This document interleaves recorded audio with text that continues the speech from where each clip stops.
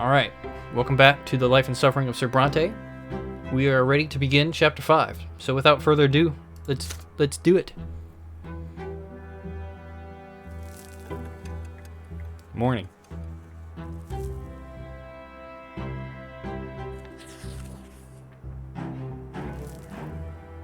The family's fate. Because our family has not fallen apart, we get this event. The first rays of the morning sun reach the windows of your family home. It would be so easy to forget about the impending revolt here within these old familiar walls.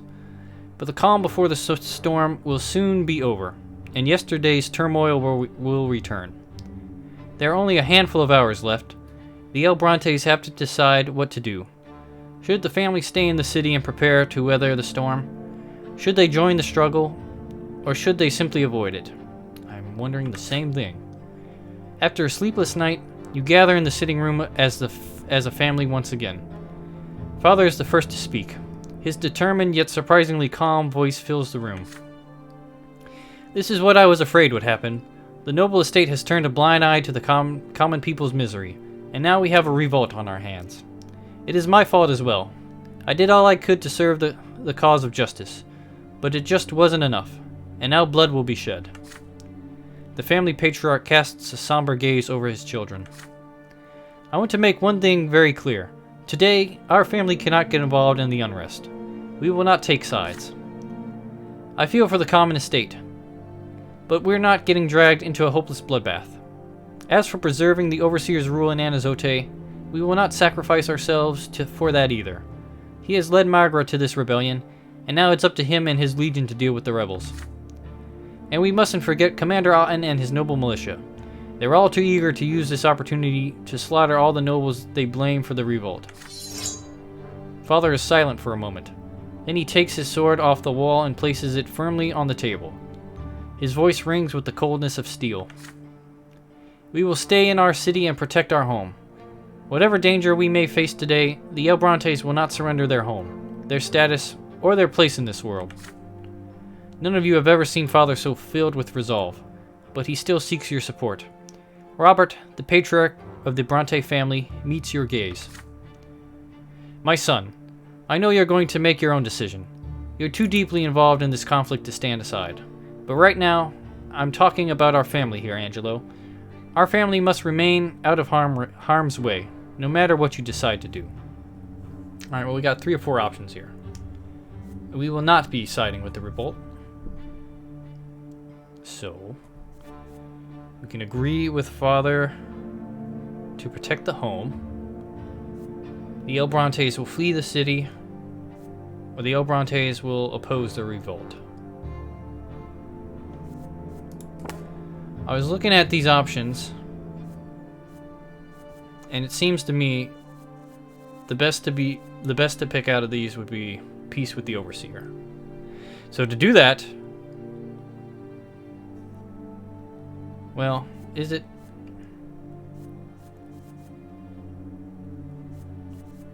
I had a thought. Maybe the surrender of the revolt. It's one of these, I think. It's probably the best choice.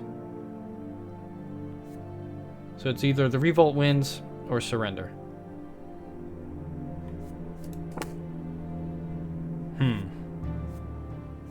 Well, I think I'm going to pick a side. I think I'm going to go with opposing the revolt. The Brontes will oppose the revolt. You and Stephen convince Father to openly side with the overseer and work to quash the revolt.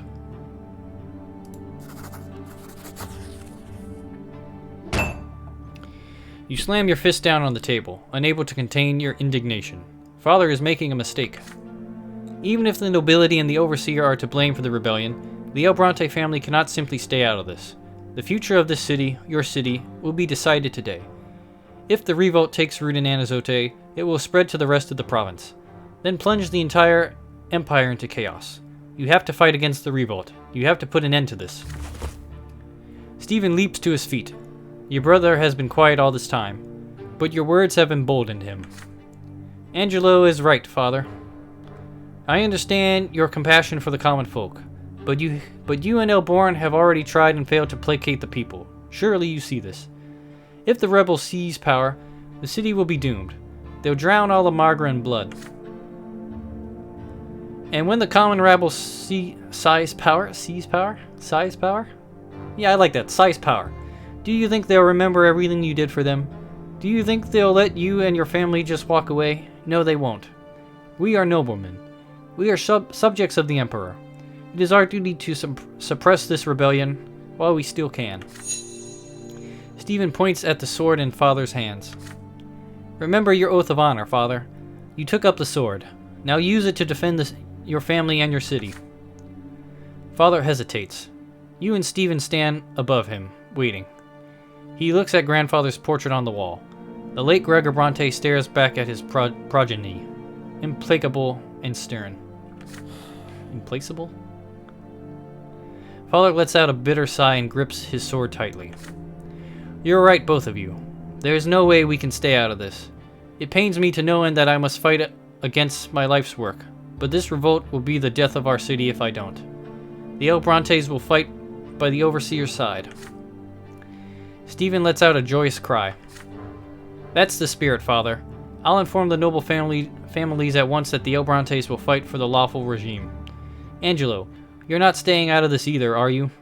If we are to quash this rebellion, we'll need the city's gentry fighting by our side.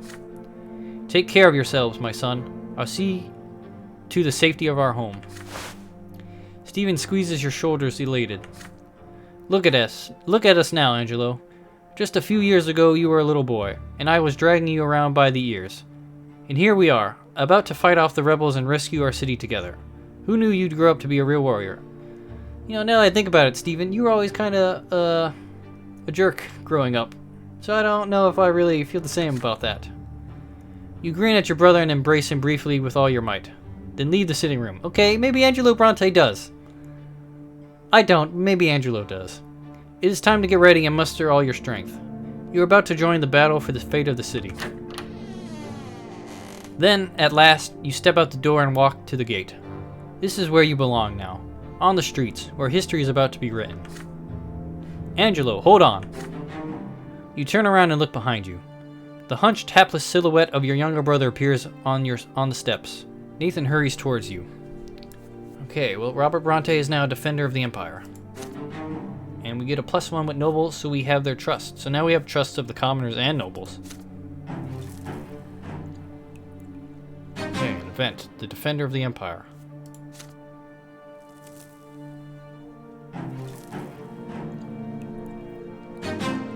And another event. The Bronte family has chose to remain in the rebellious city of Anazote.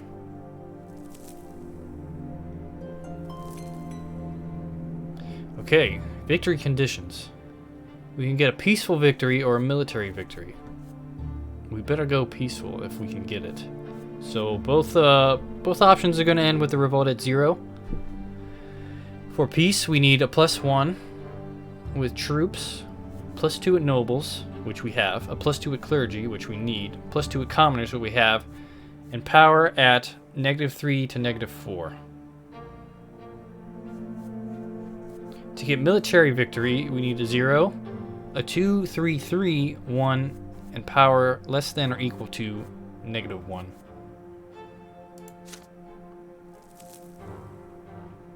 Alright, let's do this. By their will.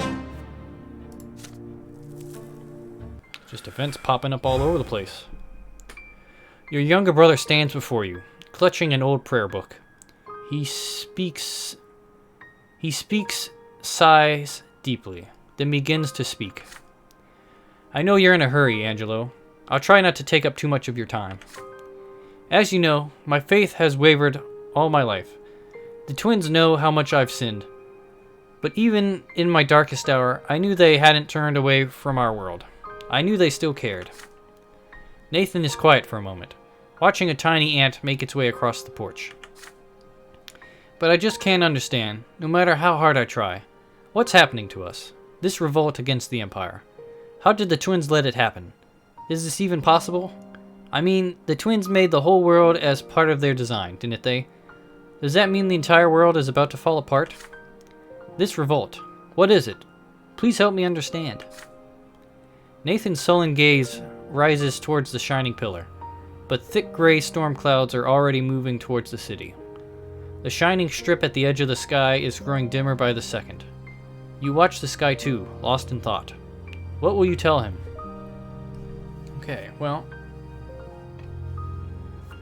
these options are not available. If we pick this, we get a Nathan consumed by despair for both of these. Or we can simply walk away. Well, I don't want Nathan to get consumed by despair. Let's just walk away. You are not about to waste your precious time on your wayward brother's latest delusion.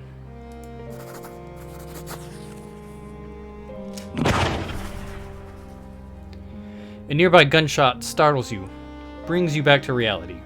You shake off your reverie and focus on the task at hand. There's no time to waste. You tell your brother that you have no time for theological debates. You have to go. Nathan's mouth begins to tremble, and his shoulders slump. He barely manages to stay calm and composed. You're right, Angelo. I'm sorry for bothering you. I just thought we might not get another chance. Well, off you go. Nathan's bewildered eyes follow you to the gate. He hangs his head, still clutching at his old prayer book. His hunched figure looks even smaller now. You leave him to his own devices, face to face with the sprawling, livid, mad, mysterious world around him. Alright, well, we get a little willpower for that. That might come in handy.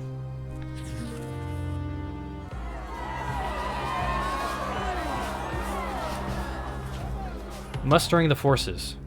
The crimson sun slowly rises above the horizon. You make your way through a city of chaos. A city in chaos. Carefully observing what is happening on the streets. The rebellion is flaring up again after a night of calm. Once again, the commoners are taking to the squares in droves. The grim resolve in the rebellion's eyes speaks volumes. They are determined to seize their freedom or die trying. There are others, however, who are huddling inside their homes, locking their doors and praying to survive the revolt unscathed. With every passing minute, you see more and more people carrying banners. They bear a hand clutching a lantern, the mark of the last straw. The conspirators have left the shadows at last. They hand out guns to the common folk, using these last precious minutes to quickly teach them how to fire them. The artisans are out on the streets too, cobbling together makeshift shields out of wood and nails to protect against the nobles and their blades. Fortunately for the rebels, the nobles remain divided. The old noble bloodlines have sided with Doria's-Aten. The Archnean has sworn to bring down the revolt by any means necessary. His noble militia now stands guard in the Silver District, where the city's most eminent aristocrats have their homes. They represent the greatest threat to the revolt. Many nobles of the mantle, however, are all too eager to violate their oath of fealty and side with the rebels. Though ennobled to serve the Empire, they no longer want to suffer under the boot of the highborn Archneans and human gentry. But there are many more who are still undecided. Soldiers of low-ranking officers, of the Legion from the city's garrison, officials and functionaries. They have all found themselves caught between the Overseer's orders and the People's Revolt. Many of them are biding their time, hoping the Legion or the Prefecture will spring into action and quell the unrest. But the Prefecture has yet to react. The city prefect, Sir Elborn, still has not made it clear which side he's on. Even the clergy have been swept up in the strife. Abbot Lennart is gathering new believers for a procession to the Silver Tree, where the people will elect a new patriarch. Old believer priests and common folk prefer to cling to the lots and save their souls stand in opposition. Even the Inquisition, whose duty it is to protect the Church of the Twin Gods against heresy, has been tainted by the schism. The true fight for the fate of Anazote will begin in a matter of hours. You have had 8 years to curry influence among the people of the city. It is time to put your connections to test. Who can you sway to your side? Who will be willing to sacrifice their lives and fight for your cause? Well, a lot of options. The most I've ever seen, but we do not have many. So arming the new believers is not an option because we are not helping the revolt. We're not on the path of the priest. Incite a riot among the Legion troops. We're not helping the revolt. We're not on the lotless path. Not on the priest. So we can unite the nobles. Path of the lotless, not an option. So bide our time or unite the nobles. I think it's probably best we get these +1s, so let's go ahead and unite the nobles. Right now, the noble bloodlines only care for their own safety. You have to unite them in a struggle against the revolt. There's no stopping this revolt until the aristocracy employs their power and leverage to aid Gaius Tempest and his legion. But many nobles are hiding in their houses and mansions, shocked by recent events, trying to stay safe at all costs. They need unity. They need a leader. You use these last few hours to quiet to send messengers to the most eminent families of Anazote. The El Brantes of the Overseer's most loyal servants. You are the voice of his will. By your order, all the noble families must gather at your estate, despite the unrest in the city. As noon draws closer, riders, carriages, and guards armed to the teeth begin to gather by your gate. Never before has your family home been graced by such eminent guests. You used to play hide and seek in this very garden, and now the fate of Anazote will be decided here. The nobles eye one another with suspicion. The usual courtesy and decorum practically gone. Even with terror in their hearts and old grudges in their minds, the families have heeded your call. Their hands rest on the sword hilts, and they leap at every cry from the nearby streets. Whispers.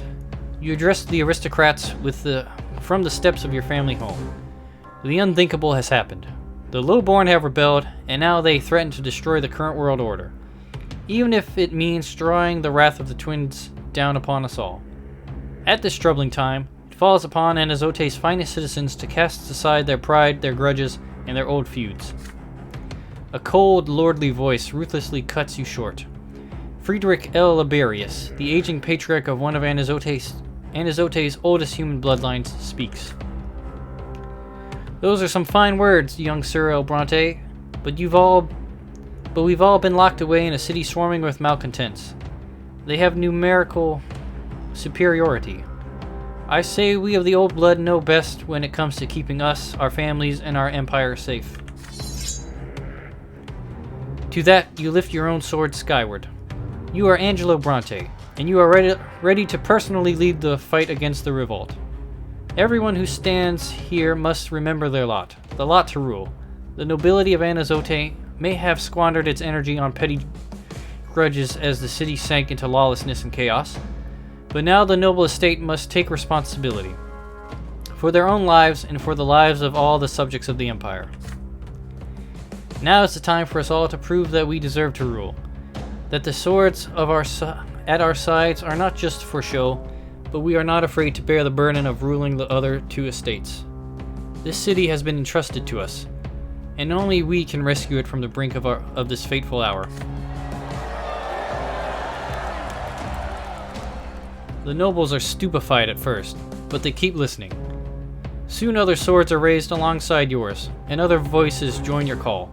For El Brante, for the Overseer, for the Emperor, down with the rebels. Now you must prepare a plan to suppress the revolt. You insist that your strength must be conserved until Gaius Tempest arrives with his forces, and when he does, you will strike at the rebels from within. But for now, you must keep the messengers running, remain informed, and prepare for the decisive clash to come. The nobles accept your plan, vow to work together to save the city, and return to their homes to play their parts. The most esteemed bloodlines of Anazote have accepted you as their leader. Do you have what it takes to realize their hopes and guide them to victory? It is time to find out. The sounds of gunfire fills the city streets once again. The lull has passed. Okay, well, we are the indisputable leader of the nobles now. And we have a regiment of troops.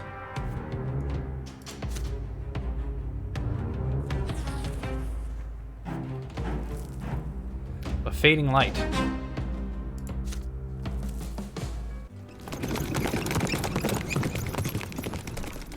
The sun rises higher and higher. Your carriage is hurtling down the streets, making its way through the crowd with great difficulty. Many barricades have appeared overnight, made of old boards and rotten trash. You have to reach the prefecture as soon as you can.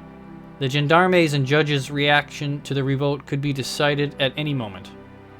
Any word from Sir Elborn, no, even the slightest sign from him, could determine their allegiance. The Silver District is empty now, populated only by a searing wind sweeping light debris across the cobblestones. You smell smoke. A noble house must have been set on fire nearby. You hear hooves clattering in the distance. There's not a soul around. All you can hear is a fountain bubbling in a small square, mixed with gentle, melodic laughter. You yell for the carriage to stop. Those graceful moments, that clothing, so light and airy, that thin, slender figure, playing and splashing in the water. The rays of the sun dance and glitter on its golden skin. That hot, carefree day flashes before your eyes. The sound of the carriage on the cobblestones, the handkerchief dropped on the ground, from when we were a kid. Does Octavia still remember how you first met? This creature, does it still have anything in common with the prideful Arcanian lady you met here all those years ago? The creature that was once Octavia is laughing, as though she cannot see the ruined streets around her. Okay, that's a little weird. You come closer. You feel a strange, involuntary sense of calm next to the bizarre creature. There can be no hatred in her presence, no pain, no suffering. She raises her large, pitch-black eyes to you. Her voice rings with genuine elation. Do you see it all crumbling now? It's the old world dying, collapsing under its own weight. Do not fear it. It's not a bad thing. This is how it has to be. You live in the dream of the one called Octavia Milanitis, human who bears the name of Brante. This dream will end soon, and then it will all be gone. Your empire, your estates, your lots, your shining pillar. And you, human named Brante, will be gone too, and the great mind of the Latari will leave this dream and move on, beyond all borders, beyond all limits. With great joy that moment will bring us. What great joy that moment will bring us. The creature that was once Octavia stretches her thin arms towards the horizon, where smoke already wafts against the backdrop of the sky. The screams of the rioting crowd are drawing closer. This being is not of this world, and it is utterly helpless, especially here in Anazote. In the middle of the rebellion, the fate of the woman you knew as Octavia Milanitis is in your hands. Alright, well, two options are not here. So we can hand her over to the Inquisition, or we can part ways with her. Now I gotta say, we've used Octavia to our advantage quite often. I feel somewhat bad about that, but she's like an alien now, and I can't have a relationship with an alien. So my thoughts are, let's just leave her. We do need a plus with the clergy, but I get the feeling we might get more going on with the clergy next. So let's part ways with her. The destiny of this transcendent creature is none of your concern now. Good luck, alien Octavia. Her large pitch black eyes are watching you, but you remain silent. Whatever connection you had to Octavia Milanitis, it is gone now. The fate of this bizarre creature is none of your concern. She can follow her inscrutable path on her own. The creature that was once Octavia hangs her head in sorrow. The saddest thing about the death of this world, human named Angelo Brante, is that you are so tightly bound to it. You will burn along with it. We will mourn you as you fade away. Goodbye forever. We'll see about that.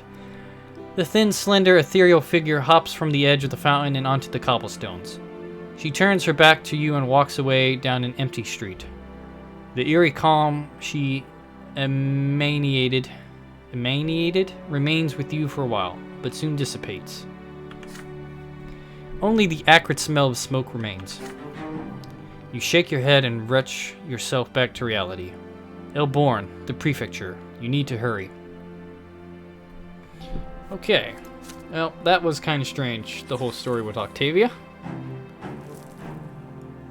Sir Elborn's choice.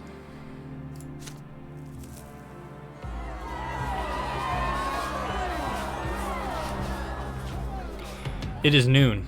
A large crowd has gathered in the prefecture square. The gendarmes form a line in front of the stairs, clutching their cudgels nervously. The commoners keep coming. The mobs keep growing. They call out to the windows of the prefecture. Their screams are deafening. Elborn sides with the people.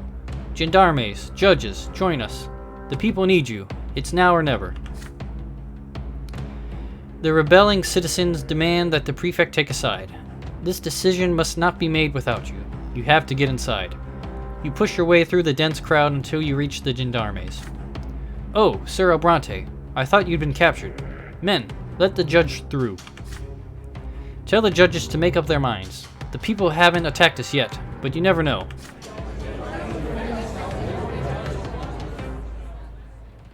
The main hall of the prefecture is stuffy and crowded. The din of voices is as loud here as outside.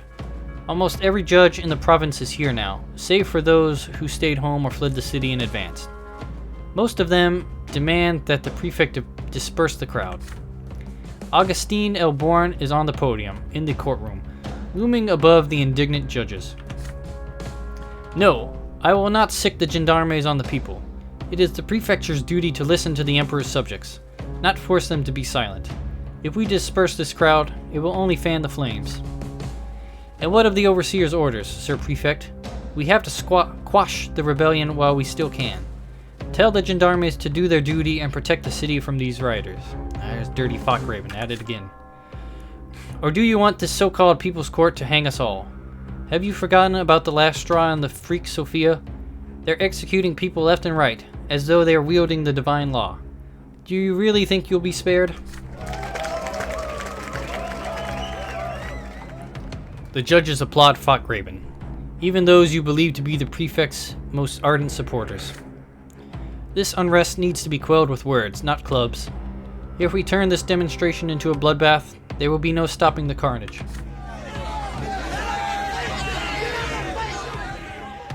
A lot of yelling. Elborn tries to respond, but cries of outrage drown out his words. The prefect frowns in consternation. The wrinkles on his forehead grow deeper. He casts another glance around the courtroom and notices you standing in the doorway. Well, we cannot convince Elborn to side with the rebellion. We can await Elborn's decision, support Elborn's plan, or condemn Elborn.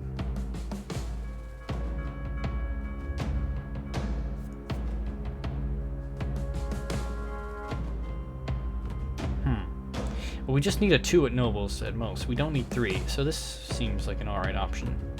Getting the Revolt down would be good. So let's go ahead and support Elborn's plan. You speak out in support of the prefect. He can calm the mob. The people will listen to him.